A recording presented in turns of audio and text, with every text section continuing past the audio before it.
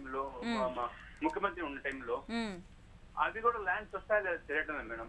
Okay, ఇక్కడ ఒకటండి, మీ mother మీ పేరు మీద గిఫ్ట్ డీడ్ చేశారన్నారు కదా. అవును సార్.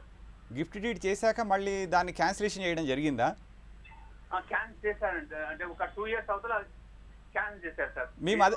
మీ మదర్కి ఎలా వచ్చిందంటే ఏదైతే ప్రాపర్టీ అంటున్నారో ఆ ప్రాపర్టీ మీ మదర్కి ఎలా వచ్చింది? సెల్ఫ్ యాక్వైర్డా లేకపోతే పూర్వీకుల నుంచి వచ్చిందా లేకపోతే పసుపు కుంకుమ కింద వచ్చిందా? మా మదర్కి యాక్చువల్లీ మా ఫాదర్ చేయించాను సార్. మీ ఫాదరు ఇప్పుడు ఉన్నారా? ఫాదర్ ఉన్నారు, మదర్ ఉన్నారు సార్. ఇద్దరు ఉన్నారు. మీ ఫాదరు పర్చేజ్ చేసి మీ మదర్ పేరు మీద పెట్టారు, మీ మదరు మీకు గిఫ్ట్ ఇచ్చారు. గిఫ్ట్ డీడ్ రిజిస్టర్ చేశారు సార్. గిఫ్ట్ డీడ్ రిజిస్టర్ చేశారు. అవును సార్. చేసిన తర్వాత దాన్ని మళ్ళీ క్యాన్సిలేషన్ చేయాలంటే మీరు మీ మదర్ ఇద్దరు కలిసి వెళ్ళాలి కదా రిజిస్టర్ ఆఫీస్కి. ఇద్దరు వెళ్తేనే రిజిస్టర్ క్యాన్సిల్ అవుతుంది కదా. నన్ను పిలవలేదు సార్. వాళ్ళు ఏమైందంటే రిజిస్టర్డ్ యాక్చువల్ గా మా తమ్ముడు భార్యకు నేను మా మదర్ కలిసి సేల్ చేశాను సార్ ఆ ప్రాపర్టీ. అంటే కానీ అగ్రిమెంట్ లో సంతకం పెట్టాం సార్. ఇక్కడ ఒకటండి మీరు అర్థం చేసుకోవాల్సింది, గిఫ్ట్ డీడ్ ఏదైతే ఉందో అది ఇర్రివోకబుల్ గిఫ్ట్ డీడ్. అది మీ పేరు మీద ట్రాన్స్ఫర్ అయినప్పుడు మీ మదర్ అదే లైఫ్ ఇంట్రెస్ట్ ఏమైనా ఆమె పెట్టుకున్నారా? అదే తదనంతరం నాకు ఇచ్చేట్టు రాయించాను సార్. అక్కడ తదనంతరం అంటే ఆమె తదనంతరం మీకు వచ్చేటట్టుగా గిఫ్ట్ డీడ్ రాయడం జరిగింది.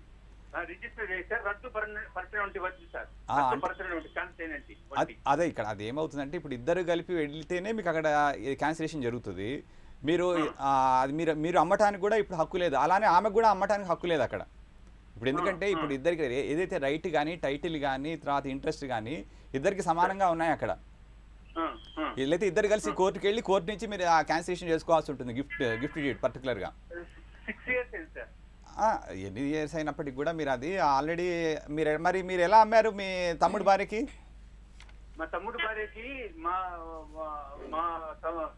నేను మా అమ్మ కలిసి ఇద్దరు కలిసి అగ్రిమెంట్ రాయించాం సార్. సేల్ చేసినట్టు అగ్రిమెంట్ ఆఫ్ సేల్ చేసుకున్నారు అంతే. ఇప్పుడు అగ్రిమెంట్ ఇద్దరు మీ మదర్ మీరు ఇద్దరు కలిసి అమ్మారు. అమ్మినాము కానీ అగ్రిమెంట్ రాసాము కానీ రిజిస్టర్ చేయలేదు సార్. అగ్రిమెంట్ ఆఫ్ సేల్ చేసుకున్నారు, రిజిస్టర్ చేయలేదు. అంటే వారికి అమ్మినట్టు కాదట. అంటే ఇప్పుడు ఆ టైటిల్ ఏదైతే ఉందో అది మీ దగ్గరే ఉంది ఇప్పటికీ, అది పూర్తిగా సేల్ కాలేదు ఇంకా. అది టైటిల్ డీడ్ నాకేం లేదు సార్. బ్యాంక్ లో పెట్టినాం సార్ అదే టైటిల్ డీడ్. కానీ వాళ్ళు బ్యాంక్ లో డబ్బు కట్టేసి డీడ్ తీసుకుపోయి మా అమ్మ చేత రిజిస్టర్ క్యాన్సిల్ చేశారు సార్. అలాంటి ట్రాన్సాక్షన్స్ చెల్లవండి, అవి చట్టబద్ధం కాని ట్రాన్సాక్షన్స్, అవి చెల్లుబాటు కావు. మీ ప్రమేయం లేకుండా క్యాన్సిల్ చేసినటువంటి గిఫ్ట్ డీడ్ చట్టబద్ధం కాదు కాబట్టి మీ అమ్మగారు ఆమంతా సేల్ చేస్తే ఆ సేల్ డీడ్ కూడా చెల్లదు. ఛాలెంజ్ చేయొచ్చు కోర్టులో, మీ హక్కు రక్షింపబడుతుంది, మీరు ఛాలెంజ్ చేయొచ్చు. మీ రైట్ మీకు ఉంటుందండి, మీ గిఫ్ట్ డీడ్ ఉంది కాబట్టి మీకు రైట్ ఉంది, దాన్ని మీరు ఛాలెంజ్ చేయొచ్చు, కోర్టుకు వెళ్ళొచ్చు. అది సార్ నెక్స్ట్ ఏపీఎస్ఎస్ లో 7 acres రాజశేఖర్ గారి టైంలో ఏపీఎస్ఎస్ తీసుకున్నారు sir. 7 acres land, grand father lands, 1942 lands sir అయ్యి. ఒకసారి ఫస్ట్ లో ఇవి నీవి కావు చుక్కలు ఉన్నాయి చెప్పినారు సార్. అప్పుడు నేను కడపలో ఉన్నప్పుడు ఎన్ఓసి తీసుకున్నాను సార్ ఆర్డీఓ గారి నుంచి. తెచ్చుకున్న తర్వాత మళ్ళీ వీళ్ళు ఏపీఎస్ వాళ్ళు మీ ల్యాండ్ తీసుకున్నామని చెప్పేసి ఫ్యాక్టరీ కట్టామని చెప్పారు సార్. ఏటీఎస్ నుంచి ఫ్యాక్టరీ కట్టలేదు సార్. అది అవేమైనా మాకు అవి తెలుగుతాయి. ఏదేమైనప్పటికీ కూడా అండి ఏపీఎస్ఎఫ్సి వాళ్ళు తీసుకున్నప్పుడు మీకు సరైన కాంపన్సేషన్ ఇచ్చి తీసుకోవాల్సిన బాధ్యత వాళ్ళకు ఉంటుందండి. అది పూర్తిగా మీది చట్టబద్ధతము ఏదైతే టైటిల్ రైట్స్ మీకు ఎవరికైతే ఉన్నాయో వారితో కంపల్సరీగా వాడు మాట్లాడి ఇస్తారనమాట. అంతే తప్పించి డైరెక్ట్గా తీసుకోవడానికి వాటికి ఎటువంటి ఇది లేదు. అది కూడా పూర్తిగా గవర్నమెంట్ నామ్స్ ప్రకారం రూల్స్ ప్రకారము ఆ కాంపన్సేషన్ ఇవ్వాల్సి ఉంటుంది తప్పించి ఏదో నామినల్గా ఇవ్వడానికి కూడా లేదండి. ఇప్పుడు బాగా ఇది కాంపన్సేషన్ కూడా బాగా పెంచారు, బాగా సఫిషియెంట్గా ఇస్తున్నారు. కాబట్టి మీరు సరైన అథారిటీస్ని ఒకసారి అప్రోచ్ కండి. మరో కాల్ తీసుకుందాం అండి. రంగారెడ్డి జిల్లా నుంచి రవి గారు. నమస్తే అండి రవి గారు, చెప్పండి. Madam good morning madam. నమస్తే మేడం. చెప్పండి మేడం. మేము నమస్తే తెలంగాణ ప్రింటింగ్ సెంటర్ లో సెక్యూరిటీ సూపర్వైజర్ చేస్తున్నాం. అయితే 3 years రన్నింగ్ మేడం. ఇప్పుడు అయితే కంపెనీ నుంచి తీసుకున్నారు. అయితే లాస్ట్ 17th డేట్ నాడు నేను డబుల్ డ్యూటీ నైట్ చేసి వీళ్ళు డబుల్ డ్యూటీ చేయకపోతే ఆపేసిరు. అదే మళ్ళీ ఎక్స్ప్రెషన్ అడుగుదామంటే కూడా ఏమీ చెప్పట్లేదు మేడం. ఇంతకుముందు నాది ఏమీ రిమార్క్ లేదు, అసలు అబ్సెంట్ లేదు. దాని గురించి ఏమన్నా మీరు మీ బాస్ అంటే మీ యజమానిని కలిసారు, అడిగారా ఎందుకు నన్ను ఆపినారు అని ఏమైనా అడిగారా మీరు?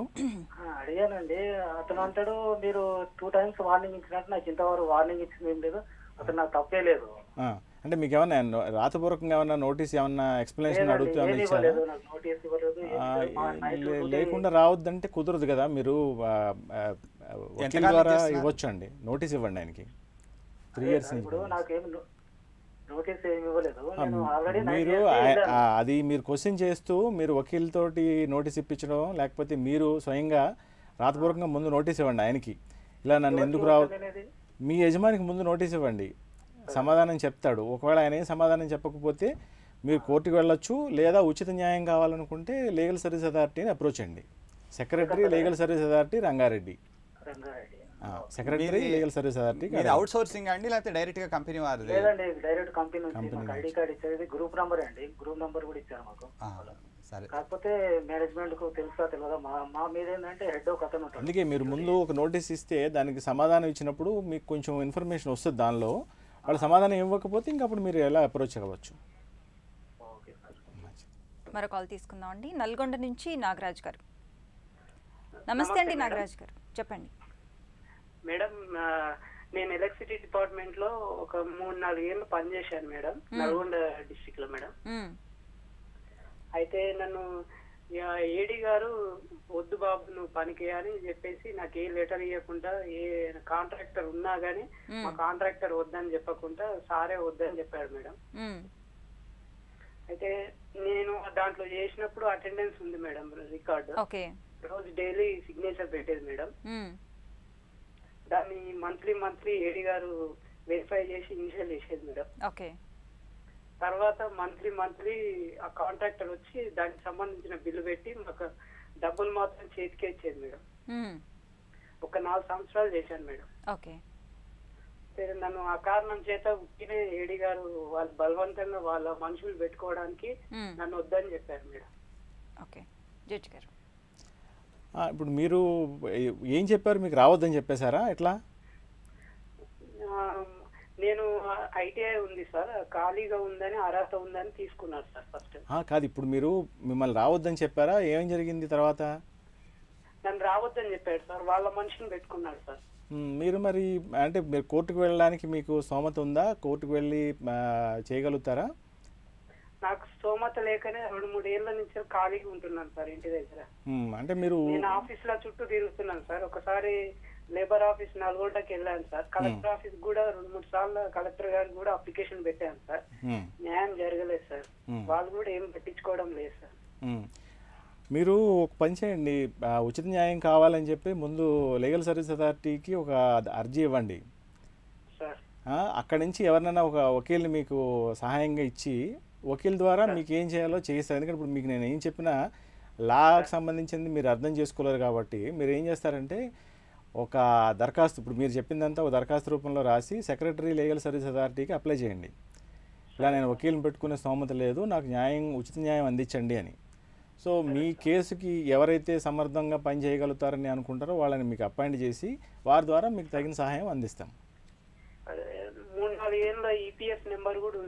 మీరు అవన్నీ ఇస్తే మీకు తొందరగానే చేస్తారు. ఇంకా ఇలా కొన్ని రోజులు ఊరుకునే బదులు మీరు తొందరగానే దరఖాస్తు పెట్టుకోండి.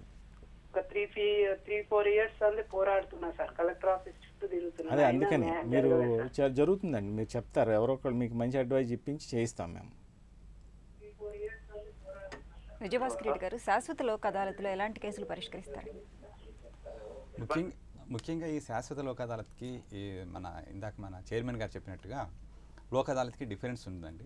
యాక్చువల్లీ ఇక్కడికి వచ్చేటప్పటికి ట్రాన్స్పోర్ట్ ఆఫ్ సర్వీసెస్ కానీ ప్యాసింజర్స్, ముఖ్యంగా రైలు, రోడ్డు, షిప్పు, తర్వాత ఈ ఎయిర్, దీని మీద వాటిలో ఏదైనా ఇవి వచ్చినప్పుడు ఇమీడియట్గా మీకు తక్షణ రిలీఫ్ పొందే అవకాశం ఉంటుంది. అట్లాగే పోస్టల్, టెలిగ్రాఫ్స్, తర్వాత టెలిఫోన్కి సంబంధించిన సర్వీసెస్కి సంబంధించిన వాటిల్లో కూడా మీకు ఖచ్చితంగా వాళ్ళు శాశ్వత లోక్ అదాలత్కి వచ్చిన పక్షంలో వారికి ఇమీడియట్గా రిలీఫ్ దొరుకుతుంది. అట్లాగే సప్లై ఆఫ్ పవర్, లైట్, తర్వాత వాటరు, ఈ శానిటేషన్, తర్వాత ఈ కన్జర్వెన్సీ అంటారు కదా, ప్రజా పరిరక్షణ, వాటికి సంబంధించిన కేసులన్నీ కూడా ఈ పర్మనెంట్ లోక్ అదాలత్ కిందకి వస్తాయి. అయితే ఈ మధ్య నరేగా అని మీరు వినే ఉంటారు, national rural employment guarantee scheme. దాన్ని కూడా అది జాతీయ గ్రామీణాభివృద్ధి పథకం, దాన్ని కూడా అది పర్మనెంట్ లోక్ అదాలత్ సర్వీసెస్ కింద తీసుకురావడం జరిగింది. అలాగే ఎడ్యుకేషన్ ఇన్స్టిట్యూషన్స్ కూడా ఈ ఫిబ్రవరి 2016 నుంచి ఈ శాశ్వత లోక్ అదాలత్కి తీసుకురావడం జరిగింది. ఇందాక మన చైర్మన్ గారు చెప్పినట్టుగా ఈ హౌసింగ్ కానీ తర్వాత ఈ రియల్ ఎస్టేట్స్ని కూడా ప్రత్యేక జీవో ద్వారా దీంట్లో ఈ పబ్లిక్ యూటిలిటీ సర్వీసెస్ కింద తీసుకురావడం జరిగింది. ఈ యొక్క సర్వీస్ అన్నీ కూడా ఉచితంగా, అంటే ఎటువంటి కోర్టు ఫీజు కట్టకుండా వారి యొక్క ప్రాబ్లమ్ సాల్వ్ చేయడానికి సత్వరంగా చేయడానికి వీలవుతుంది అన్నమాట. అంటే ఈ కేసుకు సంబంధించిన పరిమితులు ఉన్నాయండి? పరిమితులు ఉన్నాయండి ఖచ్చితంగా. ఏంటంటే ఇప్పుడు ఇదివరకు 20 లక్షల వరకు ఉండేది, ఈ మధ్య ఏం చేశారంటే 1 crore వరకు చేశారు. 1 crore దాటితే చేయడానికి లేదు. 1 crore లోపల ఎంతైనా సరే ఈ పర్మనెంట్ లోక్ అదాలత్కి అప్రోచ్ కావచ్చు. వారి యొక్క ప్రాబ్లమ్స్ ఇమీడియట్గా అక్కడికక్కడ విని వారికి ఒక అండర్స్టాండింగ్ వచ్చేట్టుగా చేస్తారు. వాడు రాని పక్షంలో కూడా ఈ పర్మనెంట్ లోక్ అదాలత్తో అడ్వాంటేజ్ ఏంటంటే ఆ చైర్మన్ గారు మెంబర్స్ కలిపి అవార్డు పాస్ చేస్తారు, దానికి అప్పీల్ లేదు.